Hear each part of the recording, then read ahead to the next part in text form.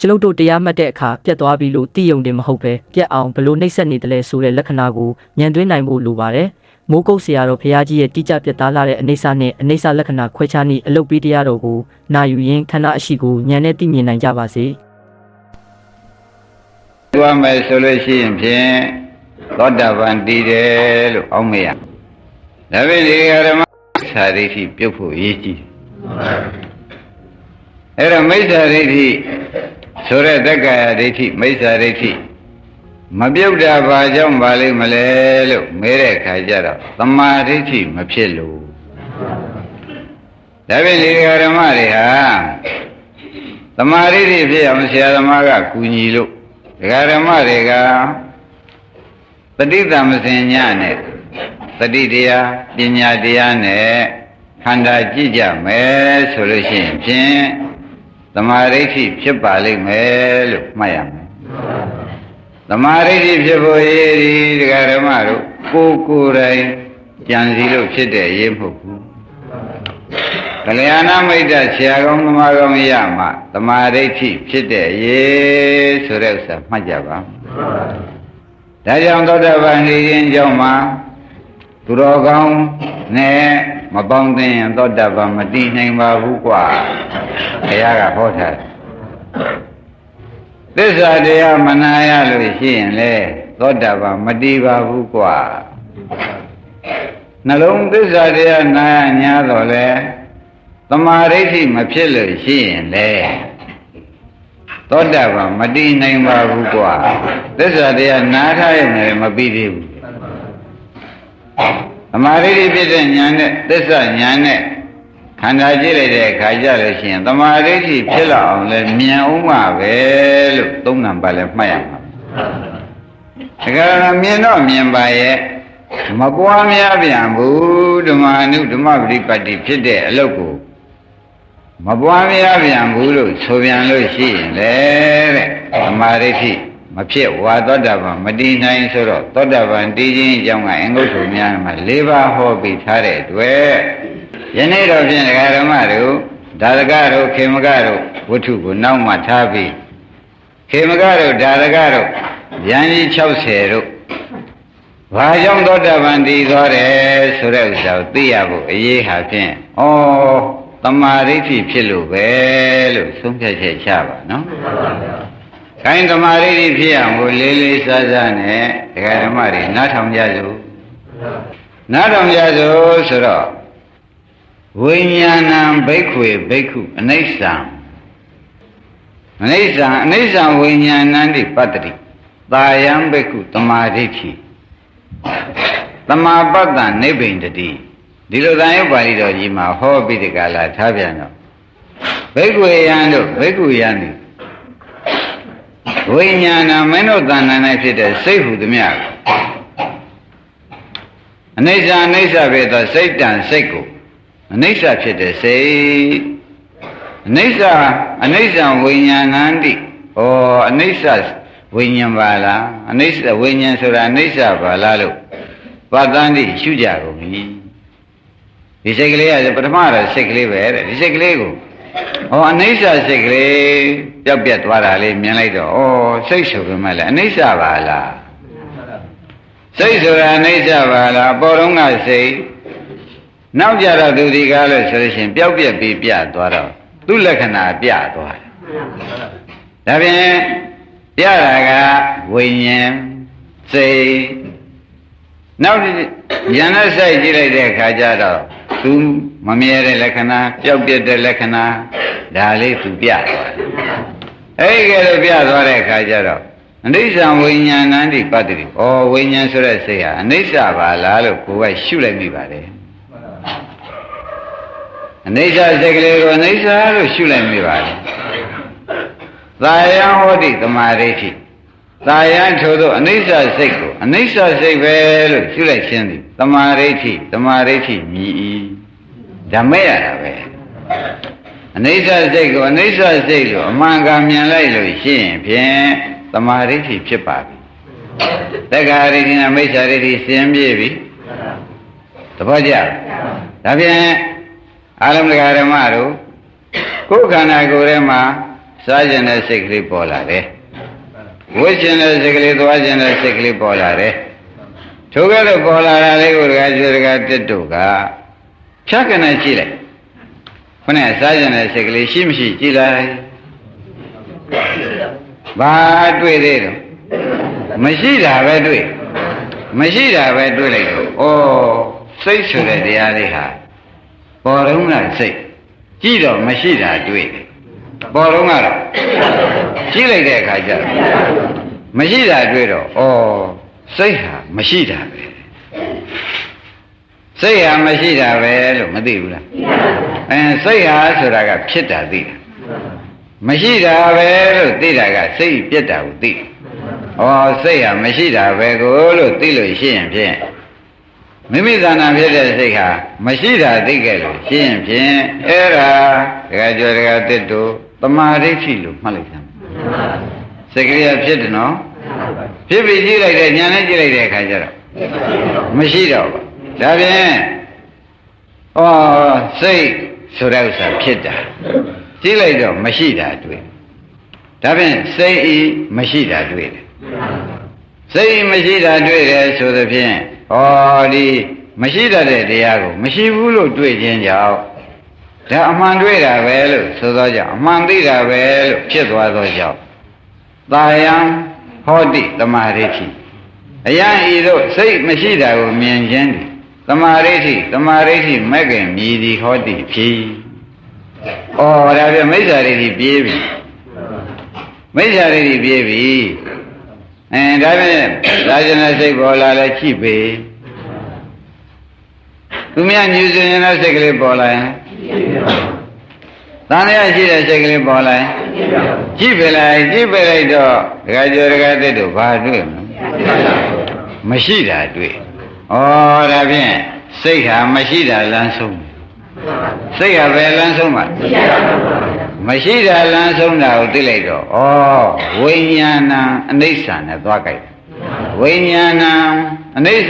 စဖြစ်သောဝိညာဏဝိညာဉ်ပဲဝါစိတ်ပဲစိတ်ဟာအနိစ္စပဲတမပတ္တံစိတ်တံဘိက္ခွေဝိညာဏအနိစ္စဝိညာဏနိပတ္တိဒီဥစ္စာဒီအနိစ္စစိတ်ပဲလို့သိလိုက်ပါတယ်အနိစ္စစိတ်ကိုအနိစ္စစိတ်လို့ပဲသိလိုက်အဲ့ဒါတမာရိရှိတယ်အနိစ္စစိတ်ကိုအနိစ္စလို့သိရင်တမာရိရှိလို့ဒကာဓမ္မတွေသေချာမှတ်ထားပါ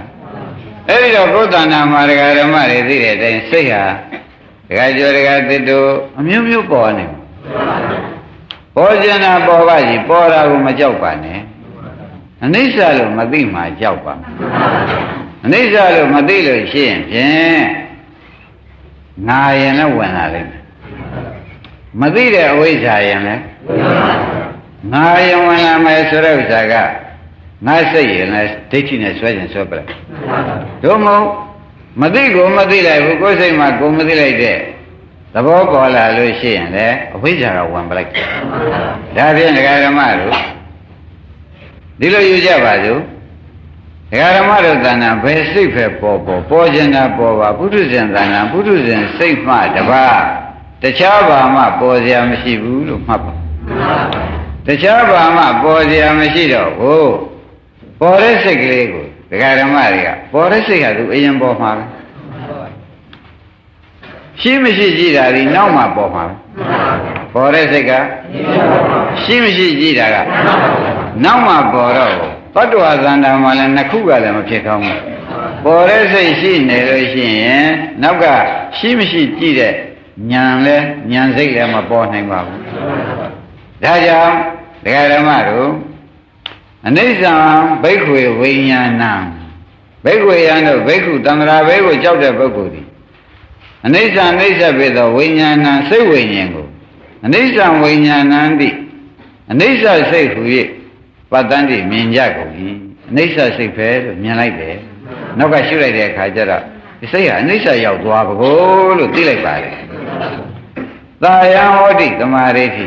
အယံဤတို့ပျောက်သွားတာမြင်လိုက်ခြင်းသည်စိတ်ကလေးပျောက်သွားတာမြင်လိုက်ခြင်းသည်သမာဓိဋ္ဌိ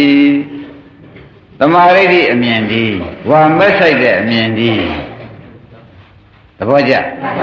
ဒါဖြင့်စိတ်ပေါ်တိုင်းပေါ်တိုင်းကြည့်ပေးလို့ရှိရင်ဖြင့်ပေါ်လဲပေါ်လိမ့်မယ်မရှိတာလည်းတွေးလိမ့်မယ်လို့ရှိတဲ့ပုဂ္ဂိုလ်မှာဆရာဘုန်းကြီးကမှားပါတယ်စိတ်လည်းပေါ်ပါလိမ့်မယ်ကြည့်လိုက်တဲ့အခါမရှိတာလည်းသိရပါလိမ့်မယ်သဘောကျစိတ်လည်းပေါ်ပါလိမ့်မယ်နော်ကြည့်လိုက်တဲ့အခါမရှိတာလည်းသိရပါတယ်ဆိုတော့ဩဒါဖြင့်ဝိညာဏအနိစ္စံသွားကြိုက်ဝိညာဏဆိုတာစိတ်ပေါ်အနိစ္စံဆိုတာက၎င်းစိတ်မရှိတော့ဘူးလို့ပြောတယ်ဒီစိတ်ကလေးကအနိစ္စရောက်သွားပြီလို့နောက်ကညာနဲ့သိလိုက်လို့ရှိရင်ဖြင့်အဲ့ဒီသိတဲ့ညာဟာတမာရိဋ္ဌိလို့မှတ်လိုက်စမ်း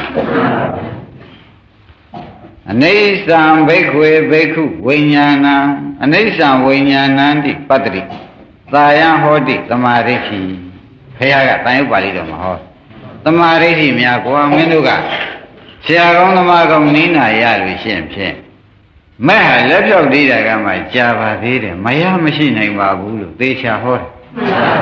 လက်ဖြောက်သေးတာကမှခက်ပါသေးတယ်ဒကာဓမ္မတို့ဆရာကောင်းသမားကောင်းနိနာရလို့ရှိရင်ဖြင့်တဲ့မိစ္ဆာဒိဋ္ဌိထွက်ပြေးတာအစောကြီးသမာဓိဋ္ဌိဝင်လာတာချက်ချင်းပါပဲကဲဆိုကြတဲ့စိတ်ကလေးပေါ်လာတယ်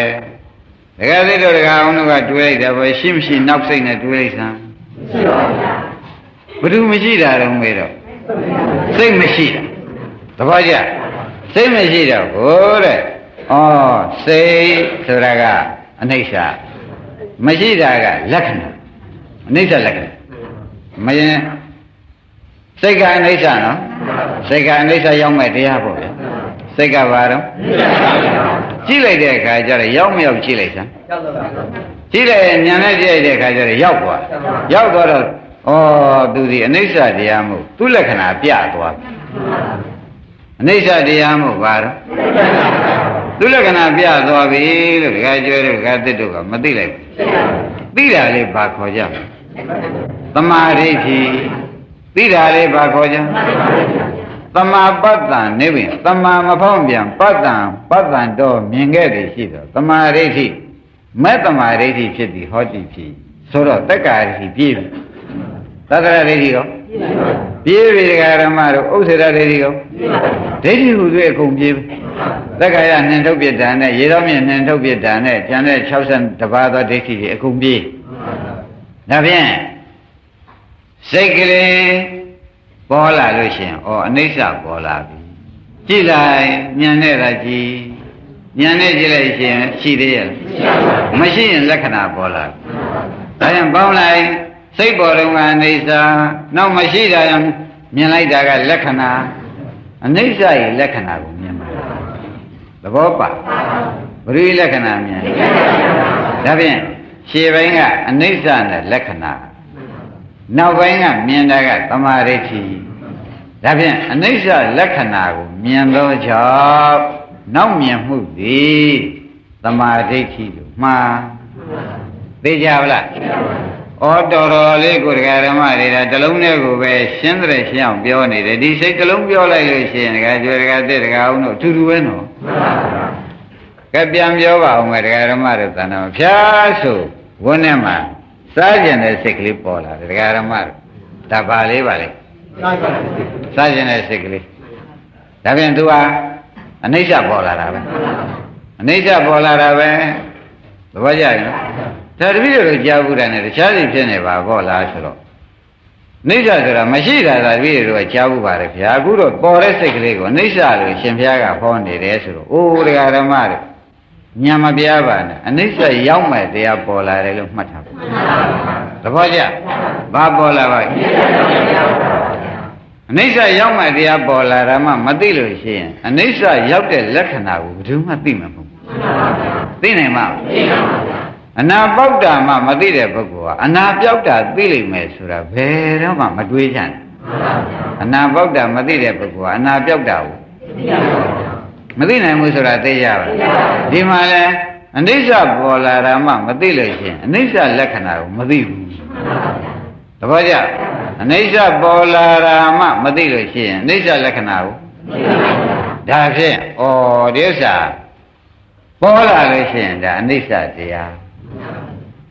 အဲ့ဒီပေါ်လုံးကလည်းဒါပေါ်လာတာဘုန်းကြီးကပြောတာပါပေါ်သူပေါ်နေတယ်ခင်ဗျားတို့အသိလည်းမလားသေးပါဘူးတို့တော့သူရှိကပေါ်သွားတာအနိစ္စတရားလေးလို့ပတ်ထားတယ်နောက်ကြည့်လိုက်တဲ့အခါကျတော့ဒကာဓမ္မတို့ရှိသေးရဲ့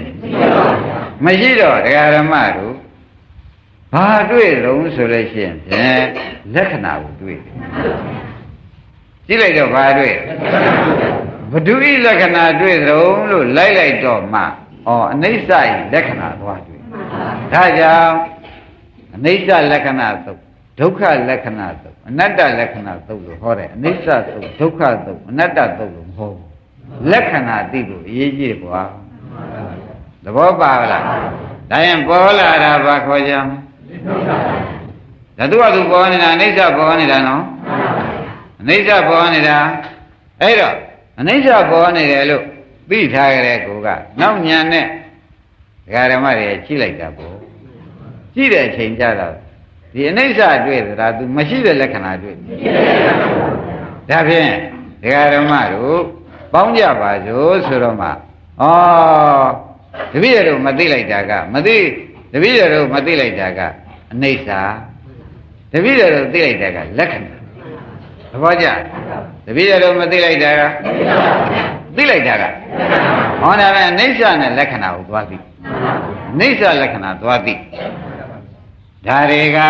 ဒကာဓမ္မတို့ဝိသုဒ္ဓိမတရားဆရာကြီးကလည်းအနိစ္စံတိခန္ဓာပြင်စကံခန္ဓာပြင်စကကိုဆိုတာကွာခန္ဓာပေါ်နေတော့ဆိုတာတဲ့အနိစ္စလက္ခဏာဆိုတာဘာတော့ဆိုဖြစ်ပြီးမရှိတာကလက္ခဏာကွာမရှိတာကလက္ခဏာရှိတာကအနိစ္စပေါ့အဲ့တော့ရှိတုန်းကတော့ဒကာဓမ္မတွေညံမမဝင်နိုင်သေးပဲကိုအဲ့တော့အနိစ္စရောက်မဲ့တရားပေါ်လာတာနောက်ဒကာသစ္စာဒကာအောင်တို့ကညံနဲ့ကြည့်လိုက်တော့ခொနည်းစိတ်ကလေးပဲနဲ့တော့မရှိတာကလက္ခဏာဘဒုဤလက္ခဏာတုံးဆိုတော့အနိစ္စဤလက္ခဏာသဘောကျဘဒုဤလက္ခဏာပါလေအနိစ္စဤလက္ခဏာဆိုတော့ဩဒါဖြင့်ဒကာဓမ္မတို့ကျွတ်တို့ဒီအနိစ္စနဲ့လက္ခဏာအနိစ္စလက္ခဏာဆိုတဲ့ဥစ္စာဒီလိုကွဲပြီးဒီကလာသိထားတော့မှငကိုယ်တုံးကလည်းပေါ်လာတဲ့ဓမ္မလေးကိုလည်းငါသူမစွဲတော့အနိစ္စလေးပေါ်လာတာနောက်ပြောက်ပြက်သွားတယ်မြင်လိုက်တော့လေလက္ခဏာပြသွားပြီမစွနိုင်ဘူးလားအဲ့တော့အဖြစ်မှာလေဒကာဓမ္မတို့တက္ကာရိတိပြုတ်ပါလေပြောက်ပြက်သွားတဲ့အခါမှာပြုတ်တာပဲ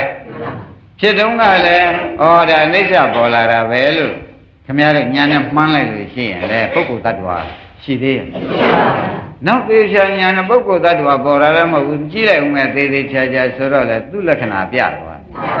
မရှိတဲ့လက္ခဏာပြမပြဘူးလားမရှိတဲ့လက္ခဏာပြသွားတော့ပေါင်းလိုက်တခါကျော်တခါသစ်တို့ကအဲဒါဖြင့်ပေါ်တော့ကအနိစ္စမရှိတော့လက္ခဏာပေါင်းလိုက်ပါအဲ့ဒီအနိစ္စလက္ခဏာကိုခင်ဗျားတို့နောက်ကညာနဲ့မြင်လို့ရှိရင်တာယဟောတိသမာဓိဋ္ဌိအနိစ္စလက္ခဏာကိုမြင်လို့ရှိရင်ဖြင့်အဲ့ဒါသမာဓိဋ္ဌိပဲဟေ့အနိစ္စလက္ခဏာမြင်ကောင်းပြီတဲ့သမာမဖောက်မပြန်ပတ္တတိမြင်တာယဟောတိတာယထိုကဲ့သို့မြင်ခြင်းသည်တာယထိုကဲ့သို့မှန်ကန်မြင်ခြင်းသည်သမာဓိဋ္ဌိသမာဓိဋ္ဌိမြည်ဩဒါဖြင့်ဖြစ်ပေါ်လာတာကဘာခေါ်ကြမလဲကြည့်လိုက်တော့မရှိတော့ပေါင်းလိုက်စမ်းအနိစ္စလက္ခဏာကိုနောက်ဉာဏ်ကမမြင်ဘူးလားမြင်တဲ့ဉာဏ်သမာဓိရှေ့ပိုင်းကအနိစ္စနဲ့လက္ခဏာနောက်ပိုင်းကရှေ့ပိုင်းကနောက်ပိုင်းကဓမ္မသာလင်ဒကာဓမ္မတို့တဲ့တက္ကရာဒိဋ္ဌိအစိုးကြီးကဖြုတ်ပြီးဟာဒီနည်းနဲ့သာရှိလို့ရှိရင်ဖြင့်ခမည်းတော်သမာဓိဋ္ဌိမဲ့ကမပေါ်ပါနဲ့ဆိုလို့မရတော့မျက်မှောက်ရင်ဒကာဓမ္မတွေသုံးခေါက်ရှိအောင်ပြန်ပြောပါဦးမယ်ရှင်းအောင်နော်ကဲစားခြင်းနဲ့စိတ်ကလေးပေါ်လာတယ်လောဘစိတ်ပေါ်တယ်ဆိုပါတော့ဘာပေါ်လာလဲနိစ္စပေါ်လာဘာကြတို့တော့ယောဂီကဒါပေါ်လာတာသိပလားလို့မေးတော့ဘယ်သိမလို့လဲသိတဲ့စိတ်ကတခြားပဲနောက်မှပေါ်ရမှာ နောက်ကြတဲ့ခါကျဒီစိတ်ကလေးဘုန်းကြီးကသရကစိတ်တံသရကစိတ်တံတိပဇာနာတိကိုနောက်ကသိအောင်လုပ်ခဲ့ဆိုပြီးသိအောင်လုပ်တဲ့အချိန်ကြတော့သိတဲ့စိတ်နဲ့သိနေရတော့ခုနကရှိတာကမရှိတော့ဘူးဘာမရှိသေးမရှိတော့ဘူးဘယ်သူမရှိတာတော့ဆိုလို့ရှိရင်ဖြင့်ဒကာဓမ္မတို့အနိစ္စလေးဟာမရှိတဲ့လက္ခဏာပြသွားပြီနိစ္စတရားဟာဒါဖြင့်အနိစ္စလက္ခဏာကိုနောက်ကမသိဘူးလားအဲ့ဒါဘာခေါ်ကြဩသမာဓိဋ္ဌိဖြစ်ဖို့ဆိုတာဒီလိုပါလားပေါ်လာတာအနိစ္စမရှိတာကလက္ခဏာအနိစ္စလက္ခဏာကိုနောက်ကနေသိတာကထို့အတူဒုက္ခပေါ်လာတာဒုက္ခကြည့်လိုက်တော့မရှိတာကဒုက္ခလက္ခဏာနောက်ကသိတာကပေါ်လာတာလေးကအနတ္တကြည့်လိုက်တော့မရှိတာလက္ခဏာဟောသိတာကအဲ့ဒီသမာဓိတွေကဘာသိကြုံဆိုတော့အနတ္တဤလက္ခဏာကိုသိတယ်နေဆာဤဒုက္ခဤဟောလက္ခဏာသိမှဒကာရမတို့နမရှိတာသိနေမယ်ဆိုလို့ရှိရင်ဖြင့်ခိုင်တာသိဖြစ်နေမှာပေါ့သဘောကျရှိတာသိဆိုလို့ရှိရင်သတ္တရဝင်နေမယ်အတ္တရင်လည်းဝင်နေမယ်ရှိတာကိုတော့ဖြင့်ဒကာရမတို့နှစ်စိတ်မပြိုင်နိုင်တဲ့အတွက်ရှိတုန်းကသူ့ဟာသူတိုင်းရှိတာပဲကျွတ်တော့မသိဘူးကျွတ်တော့သိတဲ့အချိန်ကျတော့မရှိတာပဲသိကျွတ်တော့သိတဲ့အချိန်မှာဒါဖြင့်ရှိတုန်းကဘာခေါ်ကြမလဲကြည့်လိုက်တော့မရှိတာဘာတော့အဲ့ဒီလက္ခဏာကိုမရှိတဲ့လက္ခဏာကိုဒကာရမတို့ရှိရကမရှိတဲ့လက္ခဏာမသိလိုက်ဘူးလားသိတာလေဘာခေါ်ကြဒီသမာဓိဒီသမာကမှန်ကန်ဒိဋ္ဌိကမြင်တယ်ပေါင်းလိုက်တော့အမှန်ကန်မြင်တယ်အမှန်ကန်ဘယ်လိုမြင်အောင်ဆိုတော့အနိစ္စရဲ့လက္ခဏာကိုအမှန်ကန်မြင်တယ်ဘယ်လိုမှတ်ကြမလဲဒါကတရားသာကြီးပြောနေရတဲ့အတွက်တကယ်အလုတ်ခွန်မှာအမြင်မှန်ကိုပြနေရတဲ့အတွက်ဒကာဓမ္မတို့ကပုံမူဂရုစိုက်ရမယ်နေလို့မှတ်ပါအလုတ်ခွန်ကိုအမှန်ကန်ပြနေရလို့နော်ခိုင်းတာဖြင့်ဘယ်တရားပေါ်ခြင်းတဲ့ပုရုဇဉ်စိတ်ပေါ်ခြင်းတာပေါ်လာရင်ဘာခေါ်ကြကြည့်လိုက်ညာနဲ့ကြည့်လိုက်တာမရှိတော့မရှိတာကအနိစ္စလက္ခဏာဒါဖြင့်နောက်ကသိတာလေးကဘာကိုသိကြုံလို့မေးလို့ရှိရင်ဘယ်နဲ့ပြောကြနောက်ကကြည်တိုင်းအနိစ္စလက္ခဏာကိုသိရနောက်ကကြည်တိုင်းဒုက္ခလက္ခဏာကိုသိရနောက်ကကြည်တိုင်းအနတ္တလက္ခဏာကိုသိရမယ်ဆိုသဖြင့်ဒါရင်ပေါ်တာကအနိစ္စမရှိတာကလက္ခဏာပေါ်တာကဒုက္ခမရှိတာကပေါ်တာကအနတ္တလို့ရင်တော့ဒီလိုပါအနတ္တရောက်မဲ့တရားပေါ်လာတယ်အနိစ္စရောက်မဲ့တရားပေါ်လာတယ်ဒုက္ခရောက်မဲ့တရားအဲ့ဒီပေါ်လာတော့ကလည်းဒကာသိဒကာအောင်တို့သူပေါ်နေတော့နောက်စိတ်ကျွတ်လို့ရှုတဲ့စိတ်ကလည်းမပေါ်နိုင်သေးဘူးမပေါ်နိုင်သေးတော့သူ့ကိုကျွတ်တော့ကမြင်တယ်လို့မဆိုနဲ့နောက်သေးချာပြန်ပြီးကြည့်လိုက်တဲ့အခါကျတော့သူ့တွေ့သလားလက္ခဏာသွားတယ်လက္ခဏာကဘာလက္ခဏာတော့မေးတော့မရှိတဲ့လက္ခဏာလက္ခဏာဘာပါလဲမရှိတဲ့လက္ခဏာသွားပြီးဒီကလာတွေ့လိုက်တော့မရှိတာကတရားဓမ္မတို့ပင်ကိုယ်ကဘာမှမရှိတာလား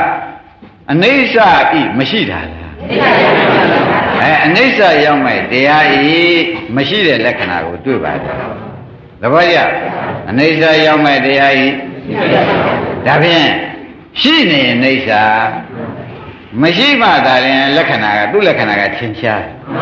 ဒါကြောင့်လူတူတယောက်ကိုမင်းတို့သိမယုံကြနဲ့ဦးနေတော့အကဲခတ်အောင်ဆိုတာတရားဓမ္မတို့လူတူတယောက်ကိုခင်ဗျားရဲ့အိမ်မှာမွေးကြတဲ့ခါကြလို့ရှိရင်သိပြီးမချိန်မွန်းကြနဲ့သိမရောနှောကြနဲ့အကဲခတ်အောင်ဆိုတာတရားဓမ္မတို့နောက်သူ့လက္ခဏာကိုကဲခတ်ဘာကဲခတ်မှာသူ့ကိုအခုကဲခတ်နေလို့ကိုပဲနောက်ကြအောင်ကဲခတ်ရမှာမဟုတ်လားဒီကခိုးတတ်တလားဖွက်တတ်တလားကောက်တတ်တလားချစ်တတ်တလားဂုံတိုက်တတ်တလားအစရှိသေးတယ်သူ့လက္ခဏာနောက်မှာပေါ်ပဲရှင်းညဒီမှာလည်းပေါ်နေတော့ဘယ်နဲ့ခေါ်ကြမလဲအနိစ္စကြည့်လိုက်တဲ့အချိန်ကြတာမရှိတော့မရှိတာသူ့လက္ခဏာပေါ့သဘောကျပေါင်းလိုက်တာဖြင့်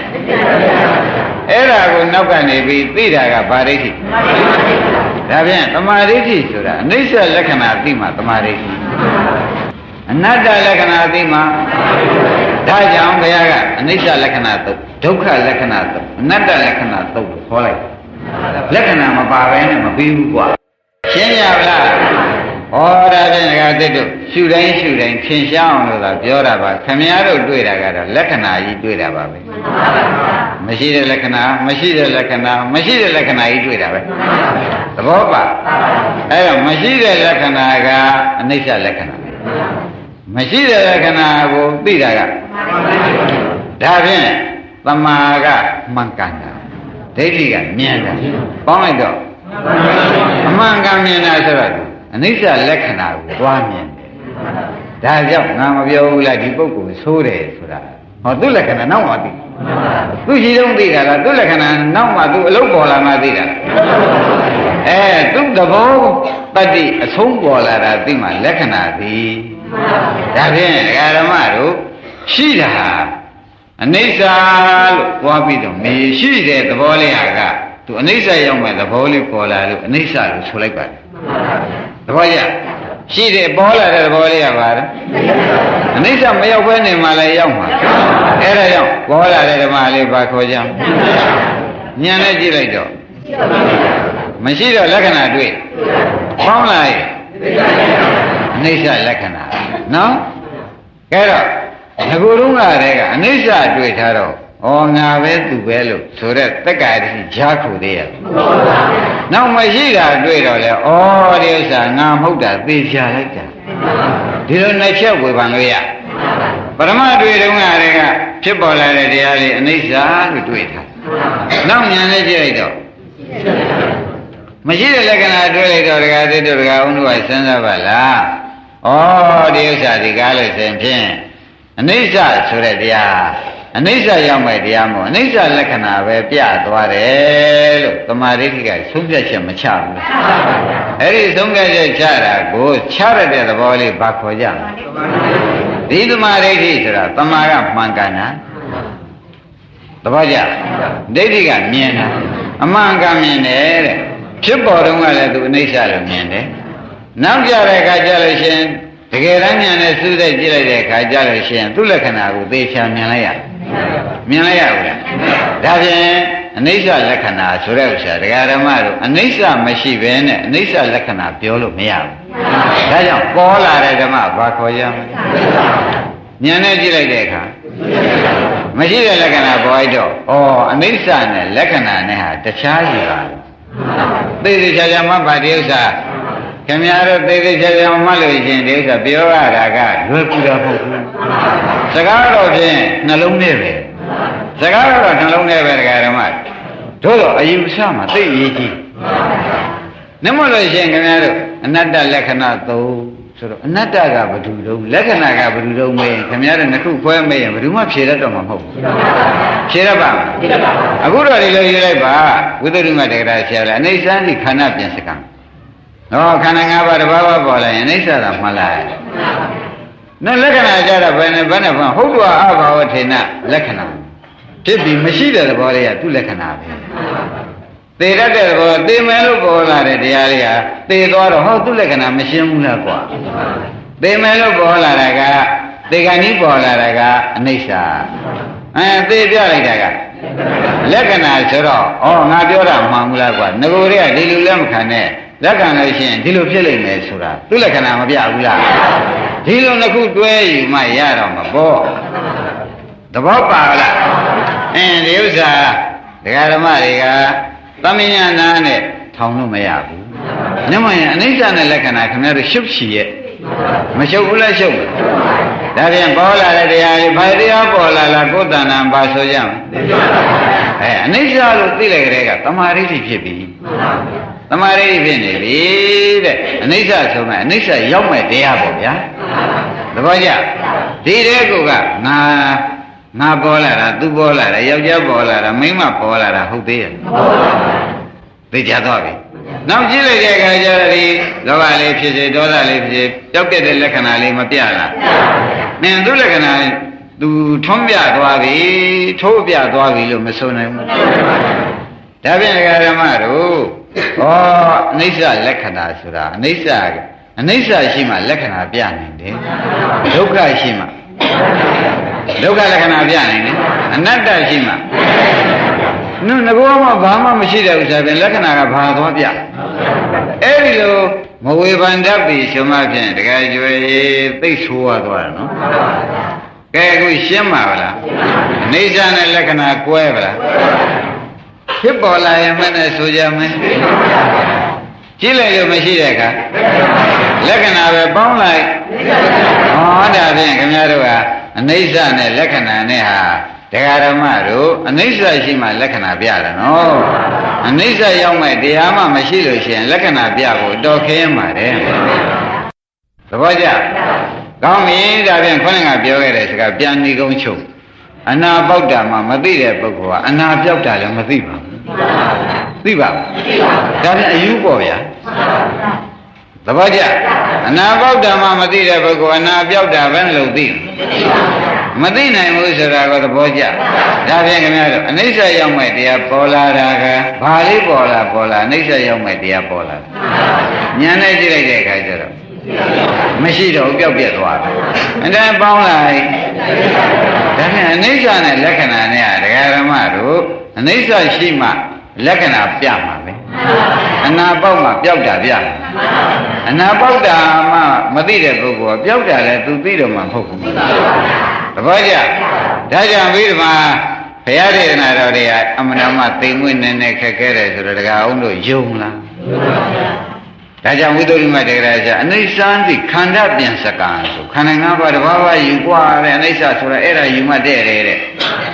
နှလက္ခဏာပြောစမ်းပါအောင်ဆိုတော့ဖြစ်ပြီးမရှိတဲ့သဘောလေးကသူ့လက္ခဏာကိုกว่าဖြစ်ပြီးမရှိတဲ့သဘောလေးကဒါဖြင့်ဒီလိုမှ